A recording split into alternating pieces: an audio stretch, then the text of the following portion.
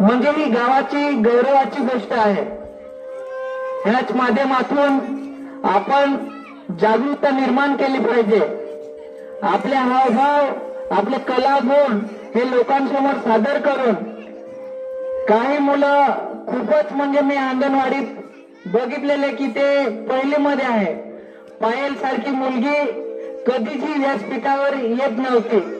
तिला आई इथपर्यंत सोडत होती आणि ती रडत होती। गिरीश असेल, सर्व हे मुलं पहिलीचे आहेत, हे मी जवळून बघितलेले आहे। हे मुलं जेव्हा व्यासपीठावर येतात आणि आपलं मनोगत व्यक्त करतात तेव्हा आपल्याला कुठेतरी खूप असं म्हणजे मन भरून येतं की खरोखर मुले हे खूप मेहनतीने आणि सरांच्या मदतीने पुढे जात आहात। खरोखरच सर्वांना धन्यवाद देतो आणि आजच्या प्रजासत्ताक दिनानिमित्त सर्वांना ग्रामपंचायतच्या वतीने हार्दिक शुभेच्छा देतो आणि इथे थांबतो। जय हिंद, जय महाराष्ट्र।